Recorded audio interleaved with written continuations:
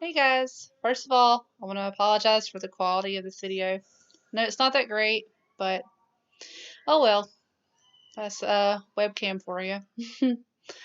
Okay, so this is my 422 to No Zombies Allowed, and we're going to start off with my first quote.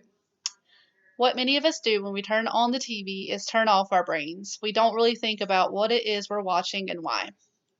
I can see what the teacher meant by this quote, but I feel like the validity of this quote varies from person to person. I think there are three main reasons someone can watch TV. One of those is just to relax. Yeah, your brain's not probably not on when you're relaxing and watching TV. One is to have background noise. TV is really great for background noise.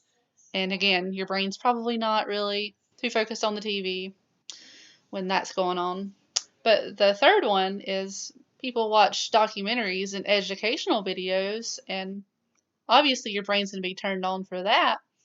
So I think that the teacher was on the right track with this quote, but it's not quite something he can apply to everyone or every one of his students. My second quote is trying to indoctrinate them being the students or the children, with quality television isn't the point. Better to teach them to become more discriminating themselves, to be able to see through the glitz and pseudo style of a program to what lies underneath. I absolutely agree with this teacher when he says it is better to use what a child is already watching as a teaching method rather than trying to force what you would consider quality television on them. If a child is forced to watch something that is age appropriate or that you consider suitable for them, yeah, they're going to watch it for a while and, they may play along, but eventually they're going to get curious about what you're withholding from them and why they're not allowed to watch it. So, I'm not saying that you shouldn't monitor your kids' TV or internet or what have you.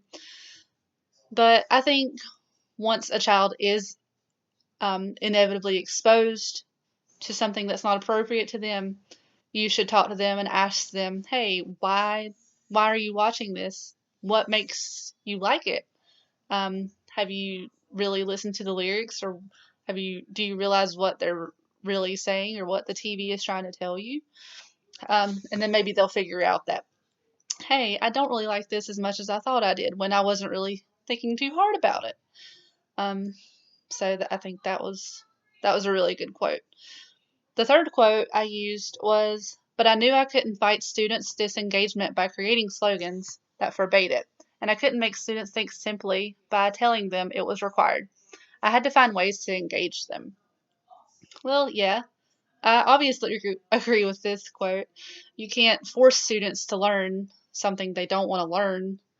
Their kids are too used to hearing people babbling on and on about things that kids honestly don't really care about.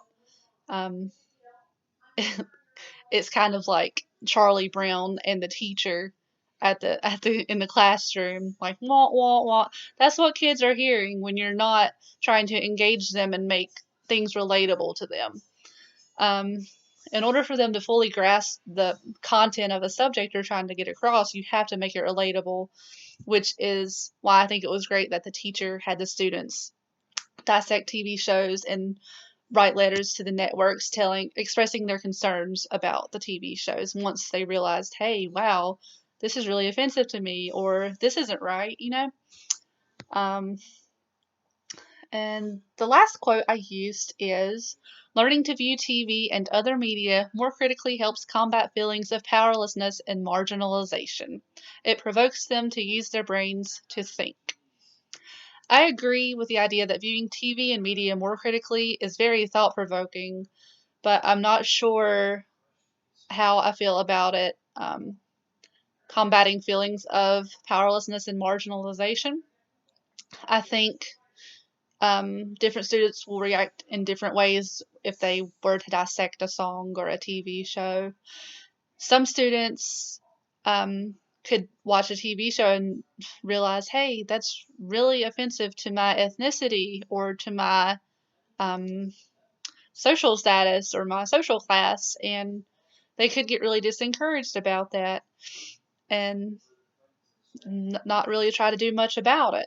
On the other hand, I think the same, like another student could do the same thing, watch a TV show or um, look at lyrics to a song and realize how that's negative or affects them negatively and try to do something about it, like these students did with the networks when they wrote to different networks expressing their concerns about things that bothered them in the TV shows. Yep, that's all. Thanks for watching.